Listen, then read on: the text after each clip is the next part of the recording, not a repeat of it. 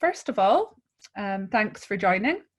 And I just wanted to give a bit of background on why I've decided to do this webinar. So mainly we've had a lot of companies reaching out saying, we love the content that you're sharing. We know that all this stuff's important, but we just don't feel comfortable doing it right now. And we're kind of in batten down the hatch mode, which I completely understand, because when companies are putting themselves out there, they're getting a lot of knockbacks, some hate even, I would go as far to say, especially on social media. And I guess that fear just starts to creep in. But for anyone up on the call that is running a business, is looking at those bottom lines, you understand that for a business to run, you have to keep going.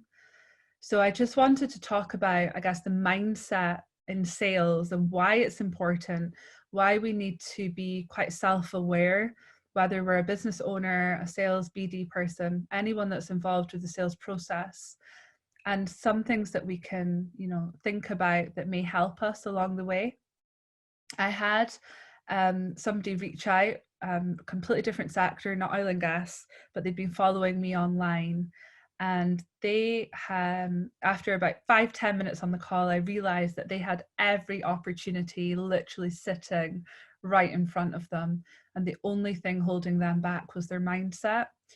And it just showed me how common that is, no matter how obvious, the sales are sitting right there waiting for you, that our mindset is more powerful than any process or strategy. And we need to get that right. And actually within just 3 hours of the call with me, she landed 2 new clients just by using some of the stuff that we'd spoken about.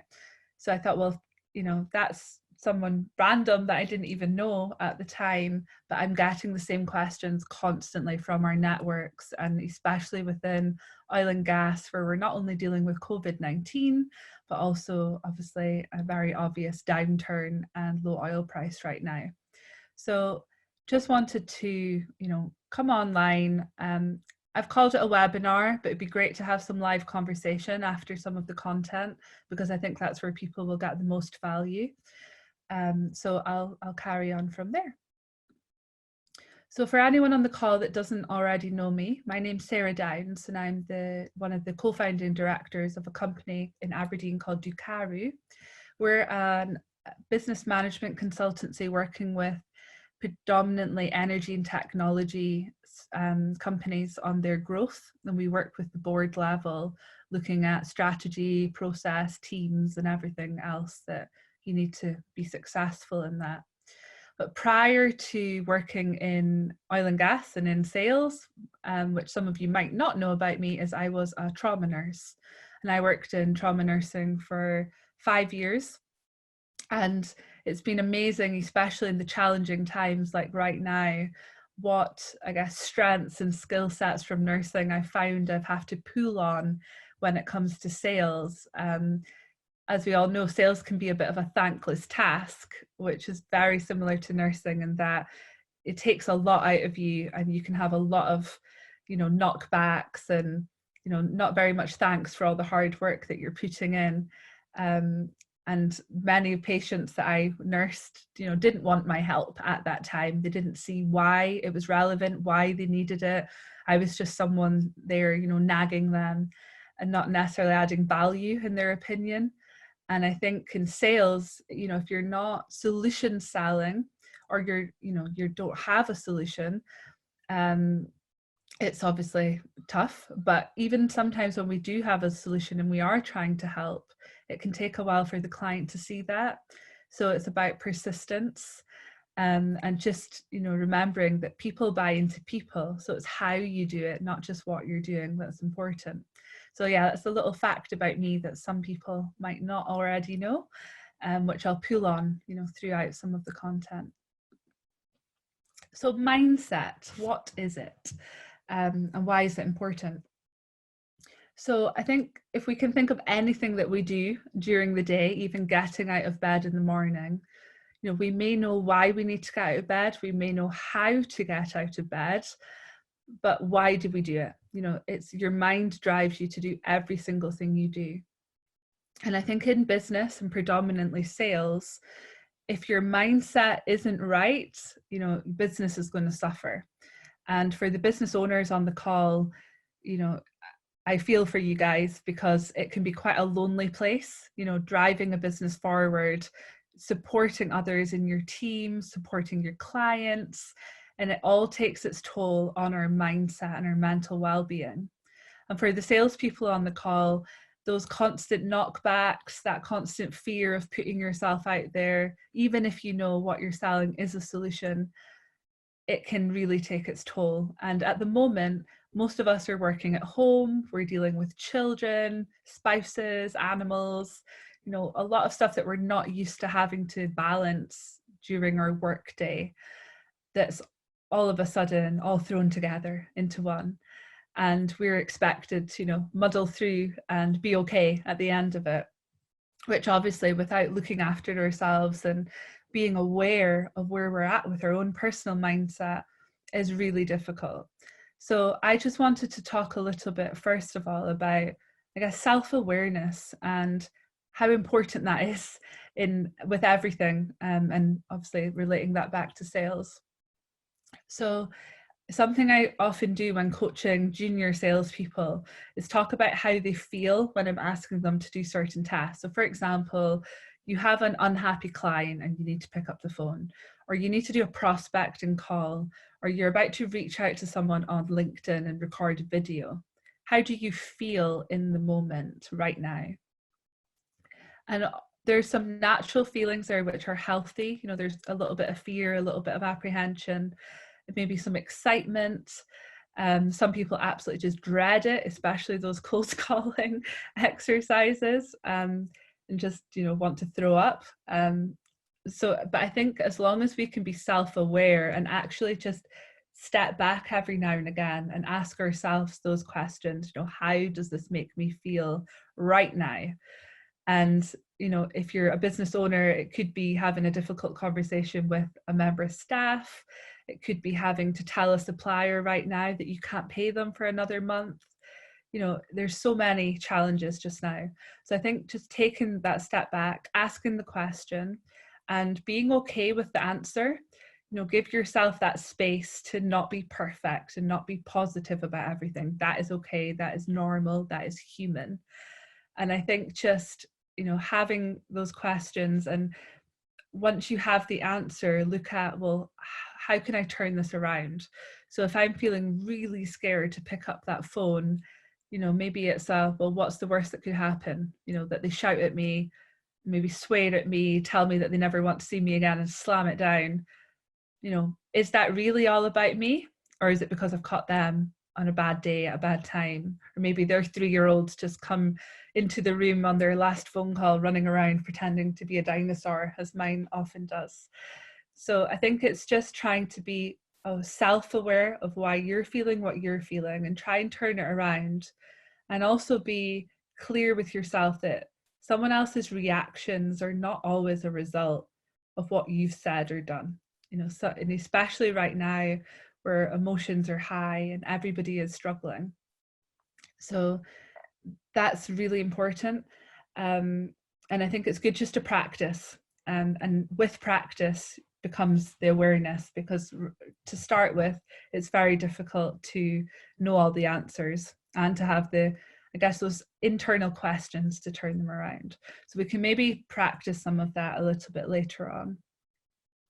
But right now, I'd like to ask you guys a question on the call, and that's, you know, who is feeling comfortable about selling right now? You know, if you have to pick up the phone, if you have to send an email, is there anything about, I guess, the current climate that's holding you back? Maybe just type something in the chat, if that's okay. And we'll see what everyone's thinking. My guess is that the fact you've registered for this webinar, there could be some hesitation.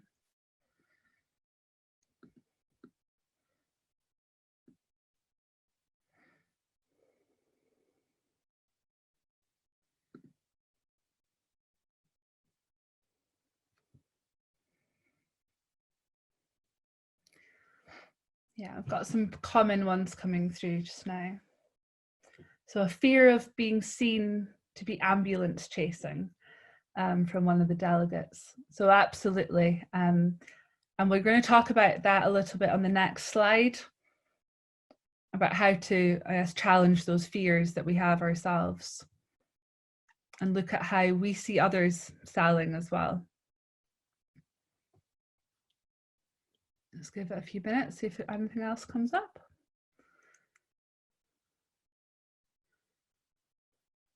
I think one of my own ones, just going back a few weeks ago, I guess was, what are others going to think of me if I'm seen to be selling? And then getting that balance over serving versus selling. So I knew that right now we wanted to serve more, which is why we started these webinars in the first place. But, you know, obviously at the end of those webinars, there's sometimes a call for action because some people want more, and that's okay. But the first time I did it, I felt really hesitant about putting a call to action and offering something, even if that something was free. Just in case people thought we were taking advantage of the current climate. And I've seen so many people get a lot of hate, especially on LinkedIn, when they're being seen to sell. And I know some of these people, and I know that, you know, they have small businesses, or they're, you know, they've got a role in a large business that they won't be able to hold unless they deliver. But people aren't often seeing those parts of it. We've got another one come through. I'm more concerned about getting the message right and not seem cold or just another COVID-19 speech during the difficult time. Yeah, absolutely. That's one that's coming up a lot. So getting the message right, again, we'll kind of cover that in a minute. It's all about solutions and messaging around solutions rather than, I guess, features, facts, benefits sort of thing. And the COVID-19 speech, I'm sure many of you within the first few weeks had about 20 emails a day from suppliers and contacts about what they were doing with COVID-19, and, you know, we're working from home, etc. That didn't help in some ways because we're all bombarded, and actually spam filters have started picking up on COVID-19 now and other similar words that are probably being half banned. So yeah, I think it's how we say it. We don't have to say COVID-19 to talk about it. And it can be, you know, difficult times, challenging times, it's going to help people through this time, then we should absolutely be talking about it. But you're right. It's how we do that, how we do it sensitively, knowing that businesses and individuals within those businesses are going through tough times just now. So thank you. We'll move on. So the missing piece. What do I mean by this? So in sales, what I often see MDs and CEOs doing when we have challenging times is they focus on three things. They focus on the strategy, the business strategy, the sales strategy. They focus on the process, and they focus on the people, the team. Do they have the right team to deliver the strategy and the process? But the part that's often missing is the mindset within those people. So as we go back to that bed analogy, we all know how to get up in the morning. You know, we have our strategy for the day. We have a process on how to get out of that bed. If we're physically able, we are the right person to get out of that bed. But if we didn't have the right mindset, would we really get up? And that's what we see all the time when working with sales teams and commercial teams or leadership teams even, is that, you know, they spend a lot of time when something like this happens overhauling that strategy, which rightly so, they should, and make sure that it's very much a working document that can be changed. You know, they look at the processes. Are the processes still fit for purpose? Do we need to add anything? Do we need to remove anything? Do we need to simplify something? They look at the team. There's obviously a lot of downsizing happening just now. A lot of businesses, especially larger ones, take the, I guess, assumption that right now we cannot sell our market, and therefore the sales and marketing people are often the first to go, which I completely disagree with, for many reasons. But the main one is that, it's those of us that actually change your strategy and work through and sell through and market through times like this that will succeed. And it's those that batten down the hatches and do nothing that will often fail. And as a large business, especially, if you're not looking after your clients, someone else will. And that includes, the prospecting journey. If you're not there, selling the brand, selling the people in the business, even if it's not the product right now, then someone else will be doing that. So again, it's going back to the people and getting that mindset right on why they're selling. Because if you don't instill that into your workforce, especially anyone involved with sales or that's customer facing, because you could have an engineer or a project manager, for example, that might not be classed as a salesperson, but they're still customer facing.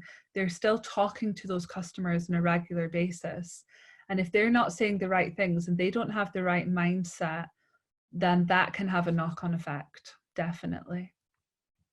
So when you have the right strategy, the right process, and the right team, invest time and effort into their mindset and obviously you have to look after yourself first before you can help them do it. But I think it's absolutely invaluable if you can instill, that into your culture and have a great mindset for sales, so that sales isn't seen as some dirty word, or it's just something that we have to do as a business, but nobody enjoys it. And everyone feels sorry for the sales team and doesn't want to work in sales. And you've got people in the sales team not really believing in what they're selling, not really believing in the business, then it's going to cause you a lot of problems. So I think it's worth taking some time out and working on that missing piece of the jigsaw, which many forget about. And going back to both the questions we had in the chat, I always call it start with why, and I'm not trying to copy Simon Sinek here for anyone that's read that book. You obviously have your own personal why, which is important. But when it comes to sales, the company should have a why. You should have a solution for your clients. If you go back to, why is sales a thing in the first place? Why do we have businesses? It was all about, if you could create something that you could offer somebody else that was going to, make their life easier, more enjoyable, more efficient. And it doesn't always have to be focused around, efficiencies, productivity. If you think about at Christmas time, all those stocking fillers that we get with, the crappy little gadgets that cost a $5, and how much money our cultures spend on this stuff, and it's not making anyone's life more efficient. It's just making someone happy. It's got a purpose. So, and it's a solution. It's a solution for something, even though it's not very technical. But if I should have had a prop. If I had, a circle bit of plastic with a plastic triangle coming off of it right now, that isn't any use to anyone. It's not going to make anyone happy. It's not going to solve a problem for somebody. It's not going to create an efficiency. It's not going to help a company be more productive. So I'm not going to sell it. I'm not even going to try and sell it. So it's trying to figure out, with whatever it is you're selling, is why. Why are you selling that? Who is a solution to? How can it help somebody within a business? So we always talk about, B2B selling. And of course, Doqaru could sell to Apple, for example. We don't, but, we could sell to Apple. But it's actually probably somebody within Doqaru, or a product or a service within Doqaru, that is a solution for a person or a system within Apple. So even though we're selling brand to brand, if you like, we have to filter through, where do the solutions lie? And that's what we need to talk on. And we need to ask questions. And if we sell through asking powerful questions rather than stating benefits, statistics, case studies, whatever else, you're always going to know whether you have a solution or not. And if you've qualified people enough through asking the powerful questions, you will stop wasting time. You'll stop wasting time further on where you're looking at proposals and tenders and presentations or demos, depending on what you do. So always go back to the why. Why is what you have a solution to the person you're talking to or to your community? If you're pushing out, somebody spoke about them getting the right message. If you're pushing out there through your LinkedIn or Twitter or whatever social media you're using, your website, maybe some articles, always bring it back to solutions and ask questions. And then when you talk about personal mindset, and I think this is very relevant to any business owners, but it's also a great question to ask your teams, is what is their personal why? Why do they do what they do? And then try and find that, I guess, medium ground between their why and the business's why, so that it streamlines and they really get it and it's embedded into the culture.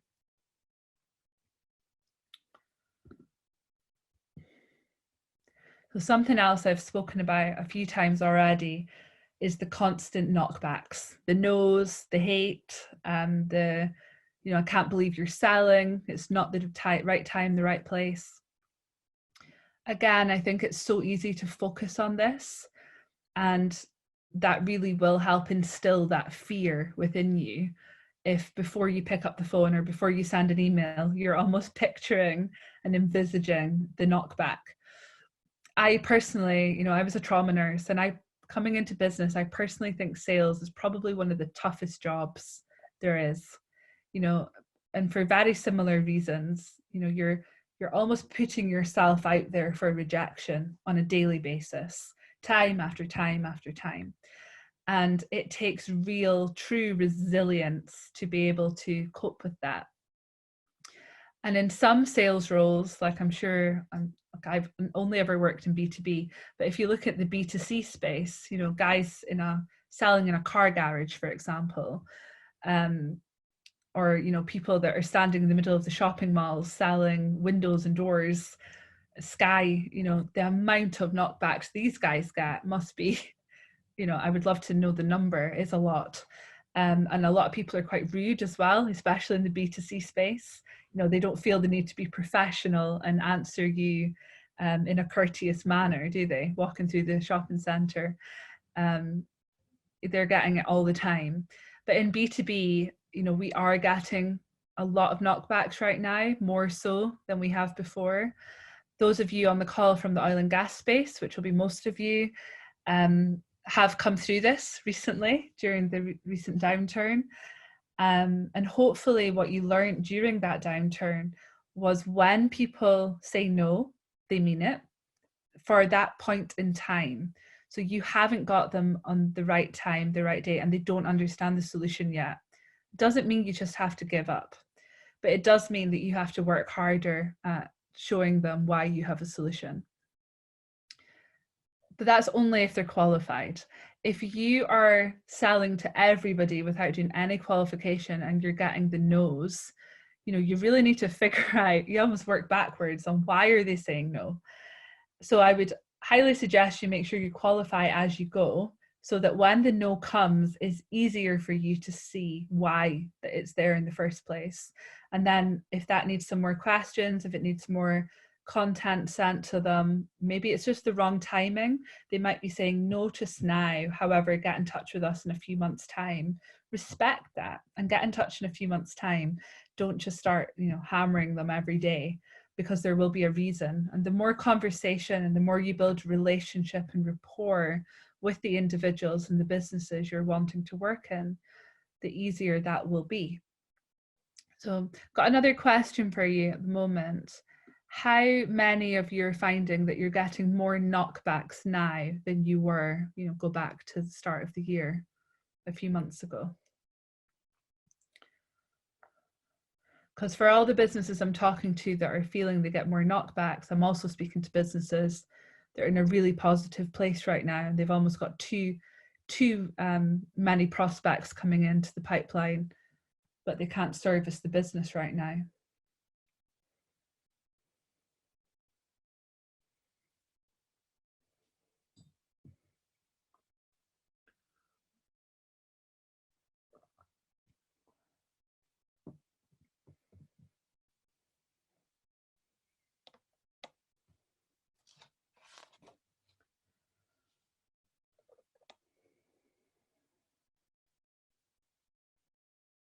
Okay, so the farmer. So not necessarily knockbacks, but new opportunities looking like they're going to be on the back burner for some time. And that's coming from someone within the oil and gas sector. So I'm sure that the downturn will have a part to play in that, not just COVID-19. So what I would say to that is, I guess, keep at it with building the relationship, building the rapport. Even though you're not selling maybe the service and products right now, sell yourselves, sell the business. And it can, obviously, by the time they're ready to buy, if you're front of mind, you're more likely to win the work, if it's not already signed and sealed. Because when people get the no, or for just now, a lot of the supply chain in oil and gas know that they just cannot sell anything until lockdown's over, for example, then they just, batten down the hatches and just stay. But if then their competitors are not doing that and they're still selling, even if that's not selling services and products, then they're the ones that will be front of mind. So it's still worth, I would say, spending the time and energy into selling the business, even if it's not something specific right now. I've got another comment about hard to compare at the moment as COVID, has coincided on taking on a new role. However, I can say that being in risk, things are very busy, but we're having to pivot and think on our feet. Okay. So if you're really busy right now, it's, I guess, trying to make sure you don't waste time and that you're busy doing the right things and speaking to the right companies, because I think it's really easy when, those phones are off the hook and all the requests are coming in for proposals and conversations, that you just get lost in the madness of it all. So again, it goes back to, if you have the right mindset, you maybe have the right strategy, it's maybe looking at your processes and looking at, I guess, how you qualify people out of the process quickly so that you don't end up wasting too much time. But also that you're still selling and attracting the right business, which I know you guys are, because I've seen you doing it. But for many businesses, when they get busy operationally, which, when you're into that side of sales, it becomes more operational, that they take their eye off the ball of filling the pipeline. And the problem with that is, it can be really busy and things are coming through the pipeline and landing, but it's not being backfilled with anything. And then you'll hit a dry spot, which isn't great, obviously, to keep the pipeline going and have visibility of that for the business. So I think it's just balancing how much time you spend in the doing and make sure that time is as effective as it possibly can be, and that you are still spending time on actively prospecting and marketing the business as well, to keep the top of the funnel, let's say the suspects, coming into prospects is probably what you need to think about. I think the other thing people are really struggling with right now with the constant knockbacks is how quick people are to comment on it, especially online.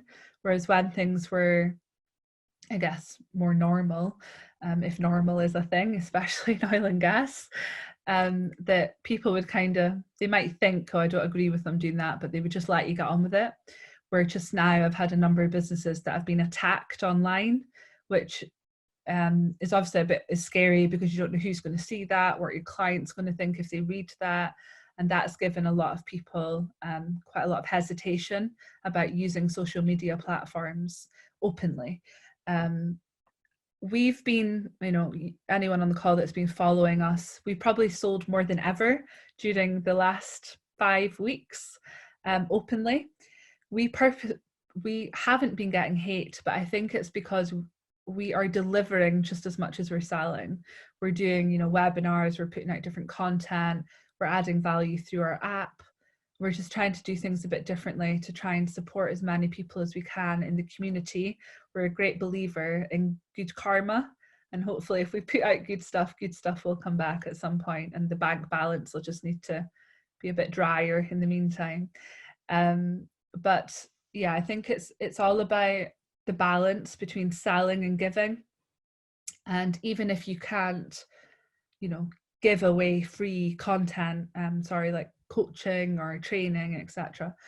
I think even just when you look at your posts online, I know Kemi did a little bit on this in the webinar that she ran, it's having that balance between which posts are selling, you know, direct sales posts versus talking about, you know, using stories and using things to motivate and inspire people instead, whether that's talking about what your team are up to, a celebration, you know, it doesn't really matter. But I think if you're having a balance, people will forgive the sales post every now and again.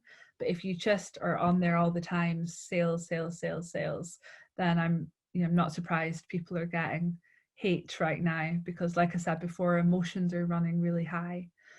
But I think, you know, one of the biggest lessons I've learned through my trauma nursing days and now in, you know, 8 years of sales and sales consultancy is try not to take it personally, because usually, you know, that's not always in sales, that's just working with clients. You know, if you call somebody or you email and you get a rant back, or you get a really cold call, they're just not being themselves. I think right now, the chances are we're all going to be getting some more of that, because people are struggling. You know, we've got people worrying about their jobs, we've got business owners worrying about having to let people go, not bringing in revenue. You know, we've got project managers that, you know, as soon as their projects aren't on track, they're freaking out anyway, and now they're freaking out about the projects and stuck at home with their wife and kids as well. So everybody is just under a lot of pressure right now. So if you do reach out and it doesn't work out, don't give up, is I think what I'm trying to say. Just try not to take it personally, because often when we get attacked, it's more their problem than it is ours. And I don't mean to sound arrogant when I say that, but if you think about many times you've been, you know, attacked, it could be a family member, a friend, a colleague, you know, most of the time it's not because you've done something wrong, it's because they're having a challenge to deal with at that point in time. So just try not to knock on too much. And really my last sort of focused message is we just need to keep going. For any of you that haven't watched the first webinar we did on sales strategy and how to get creative, I would suggest that you go back and listen to that one. It's all about this, you know, all about businesses, and I use case studies from history with business. Like one of the main ones was Cadbury's chocolate, who have been around for almost 200 years. They've gone through, you know, 2 world wars, the Great Depression, political uncertainty, industry challenges, and I use them as a case study to show that if you can keep going, even at a slower rate, you know, you're definitely going to come up trumps against all those businesses, and especially your competitors that don't, the ones that just batten down the hatches and wait for this to be over. And I think especially those of you in oil and gas, you know, just when lockdown's over does not mean an oil and gas downturn is going to be over. So what are we waiting for? If you're battening down the hatches right now, what are you waiting for? And most people don't have an answer to that, because once they start thinking about it, they realize that there is not one thing, and therefore battening down makes no sense at all, because there isn't an end date. There isn't even, you know, one thing like the oil price goes up a little bit or lockdown's over. There is not one factor. So I think we just need to keep going. You need to get as much support as possible for you as an individual. but also as a business. So I think doing webinars and online training is great, but also, you know, reach out and ask for help. Especially, you know, those business owners on the call right now who, you know, it can be quite a lonely place. I know that. I have a co-founding director, thankfully. So, you know, we're both in the same place and we can hit off each other. But for most businesses, they don't have that. You either have, you know, an MD with a board above them, and they have to be careful what, I guess, information is taken to that board. And sometimes it can be scary to ask for help from a board above you or colleagues, because you don't want them to think that you're not coping. But for you to be the best version for them, you need to be the best version of yourself. And if there's anything you're struggling with, no matter how trivial you think someone else may think it is, you will not be the only one struggling with that. And sales is definitely one that's coming up a lot right now. And I've got CEOs saying to me, you know, I'm nagging my sales team about doing better, but I don't know how I can expect that of them because I don't feel comfortable doing it myself right now. And for me, that just highlights where we need to start is, you know, coaching at the top, and then let that filter through, because you can't ask your team to do something that you wouldn't be willing to do, and you certainly can't support them in doing it. So I think that's a key one, is just ask for help and take the help that is available to you all, which just now there is loads out there. So I just want to stop here and see if there's any questions or comments that you'd like me to answer. I've just popped them into the chat, and then I'm just going to do a few more slides and then I'll open up conversation and we can jump on video. And for the purpose of this webinar, I'm not going to record the Q&A because I think it'll be quite personal what people want to discuss. So I'll stop the recording as we jump onto video. Just let me know if there's any questions at this stage. No. Okay. So I just wanted to pop this slide up on Doqaru to show, I guess, like where we're coming from and where we're working with businesses and why we're seeing so many of these challenges. So this is our Doqaru script framework, and it shows you everything we do. You know, everything we do is encompassed within here. And today, you know, we're really talking about, you know, the team, essentially, because mindset's always going to come back to the team. But you can have an amazing mindset and a crap strategy, a crap process, you know, no real insight into why you're doing what you're doing, don't have the ability or the skills needed to communicate properly your solution or build the relationships you need. You know, what we're trying to say is, really, for a winning and successful business, you need every aspect of this with a big green tick in it. And if one part's missing, you know, you're going to have some problems at some point. Mindset isn't obvious on our wheel, I guess, but it really is within the team, because it's the people and it's the individual's mindset. A company doesn't have a mindset, a company has a culture. But I just thought, with having that in front of you, you'll start to see that, you know, even if you feel that the mindset's lacking right now, you may have big green ticks in every other area, which is fantastic. And if that's the case, only mindset is holding you back. If you're looking at the wheel and you think, actually, after this webinar, I think my mindset's okay, or I know what I need to do to get it there, but we're struggling with other areas of this, then, you know, just reach out and let us know, and we'll see what we can do to help. You can just get in touch with the office at info@doqaru.com. And lastly, what I wanted to do was offer some additional support to everyone on the call. I'm also happy to open this up. If there's any of your colleagues, friends, family, you think this would benefit, please don't share it on LinkedIn as such, because my diary will be full for months. But I wanted to offer, sometimes all we need is, you know, a personal 10, 15, 20, 30 minutes with somebody, and it can change so much. Right at the start of the call, I spoke about the young girl that had reached out to me. We spoke for 40 minutes, and in 3 hours she had 2 new clients. So if there are, and it is sales specific coaching, not just general coaching about anything in life, this offer really is sales specific. But if there is something you'd like to discuss privately with me, then I'm more than happy to give my time. And like I said, happy for you to share this out if there's anyone that you think this is going to benefit. I would just ask that you message me on LinkedIn. My LinkedIn's there. I think most of you will be connected already. If you just send me a private message, we can get something set up in the diary. I'm not using my online diary link at the moment just because it's changing at a very fast pace day to day. So it's quite difficult to block out the time. But just, get in touch. More than happy. And it can be something very specific, or it could be as simple as things just aren't working and I don't know why. And I'll try and drill down to figure out why that might be with you and give some advice on where to take it. But hopefully that'll help some of you.